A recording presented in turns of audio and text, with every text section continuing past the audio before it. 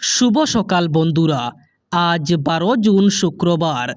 আজকের সকালের বরাক তথা সমগ্র আসামের গুরুত্বপূর্ণ খবরগুলি হলো, যে কোনো মুহূর্তে উত্তপ্ত হয়ে উঠতে পারে ভারত বাংলাদেশ সীমান্ত। ভারত বাংলাদেশ সীমান্তে এবার প্রতিবাদ ঘোষণা করল বাংলাদেশি ইসলামিক সংগঠন। বাংলাদেশিদের ভারত থেকে পুশব্যাক করার বিরুদ্ধে প্রতিবাদ ঘোষণা করেছে বাংলাদেশি ইসলামিক দল জামাতি ইসলামীর প্রতিবাদে এবার ভারত বাংলাদেশ সীমান্ত উত্তপ্ত হয়ে ওঠার আশঙ্কা। উত্তপ্ত হতে পারে ভারত বাংলাদেশ সীমান্তের পরিস্থিতি। যে কোনো মুহূর্তে প্রতিবাদ সাব্যস্ত করতে পারে বাংলাদেশি ইসলামিক সংগঠন। তাদের দাবি, ভারত থেকে বাংলাদেশিদের অবৈধভাবে পুশব্যাক করা হচ্ছে, এর বিরুদ্ধে তারা প্রতিবাদ করবেন। এবার সরকারি ও বেসরকারি স্কুলে ছাত্রছাত্রীদের ব্যাগের ওজন নিয়ে কঠোর নির্দেশনা জারি করেছে প্রশাসন। নিয়ম ভঙ্গ করলেই হবে আইনি ব্যবস্থা। অনেক সময় দেখা যায় স্কুলে কচিকাঁচা ছাত্রদের কাঁধে থাকে অনেক ওজনের ব্যাগ, তবে এবার আর তা চলবে না। নির্দিষ্ট শ্রেণীর জন্য নির্দিষ্ট ব্যাগের ওজন নির্ধারণ করে দিয়েছে প্রশাসন। বাধ্যতামূলক হয়েছে ব্যক্তিগত স্কুলের জন্যেও। স্কুল ব্যাগের ওজন নিয়ে কঠোর নির্দেশনা জারি করেছে শিবসাগর জেলা প্রশাসন। প্রথম এবং দ্বিতীয় শ্রেণীর ছাত্রছাত্রীদের জন্য 1.5 কেজি ওজনের ব্যাগ থাকবে, এর বেশি হলে হবে না। তৃতীয় শ্রেণী থেকে পঞ্চম শ্রেণী পর্যন্ত 2 থেকে 3 কেজি। ষষ্ঠ এবং সপ্তম শ্রেণীর জন্য 4 কেজি। অষ্টম এবং নবম শ্রেণীর জন্য 4.5 কেজি ওজনের ব্যাগ থাকবে এবং দশম শ্রেণীর ছাত্রছাত্রীদের জন্য 5 কেজি ওজনের ব্যাগ থাকবে। আবারও বাড়তে চলেছে পেট্রোল ডিজেলের দাম। উল্লেখ্য, দেশে গত কয়েকদিনে বেশ কয়েকবার বেড়েছে পেট্রোল ডিজেলের দাম। সর্বমোট 8 টাকা করে বেড়ে গিয়েছে পেট্রোলের দাম। ডিজেলের দামও বেড়েছে অনেকটাই। তবে আবারও একবার বৃদ্ধি হতে পারে পেট্রোল ডিজেলের দাম। ইরান আমেরিকার যুদ্ধের প্রভাবেই দাম বাড়তে পারে পেট্রোল ডিজেলের। দেশে আরও ঘাটতি তৈরি হবে পেট্রোল ডিজেলের।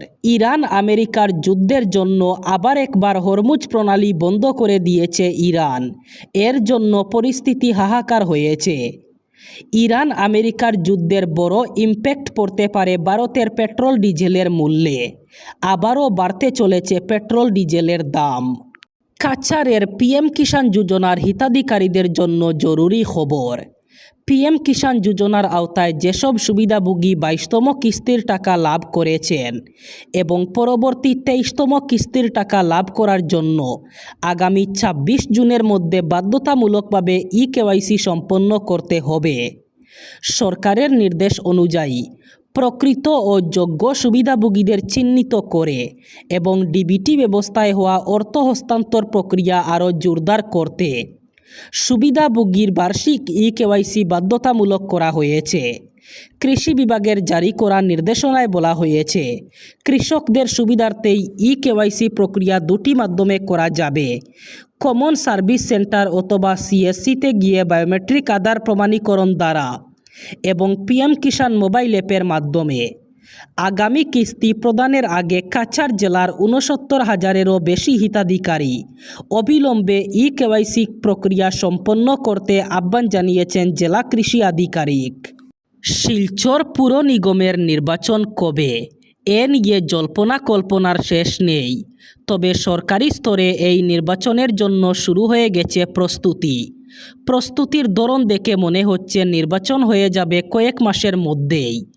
শাসক দলের এক বিশেষ সূত্রের খবর অনুযায়ী দলীয় শীর্ষ নেতৃত্ব চাইছেন শীঘ্রই নির্বাচন সেরে নিতে। এইসবের মাঝেই রাজ্য নির্বাচন কমিশনের পক্ষ থেকে মঙ্গলবার নির্বাচন নিয়ে জেলা প্রশাসনের কর্মকর্তাদের সঙ্গে কথাবার্তা বলা হয়েছে। খবর অনুযায়ী নির্বাচন কমিশনের পক্ষ থেকে ভিডিও কনফারেন্সে নির্বাচন নিয়ে কথা বলা হয়। এতে আগামী সেপ্টেম্বর মাসের মধ্যে চিত্র ভোটার তালিকা তৈরির কাজ শেষ করার নির্দেশ দেওয়া হয়েছে। জেলা প্রশাসনের তরফে ওই ভিডিও কনফারেন্সে অংশ নেন জেলা উন্নয়ন কমিশনার রাজীব রায় এবং নির্বাচন আধিকারিক মাসি টাপনো। মানব জাতিকে আবার চাঁদে পাঠানোর লক্ষ্যে বড় পদক্ষেপ নিল মার্কিন মহাকাশ গবেষণা সংস্থা নাসা। বহু প্রতীক্ষিত আর্টেমিস অভিযান 3-এর জন্য 4 সদস্যের মহাকাশচারী দলের নাম ঘোষণা করা হয়েছে। নাসার মতে এটি তাদের ইতিহাসের অন্যতম জটিল মহাকাশ অভিযান হতে চলেছে।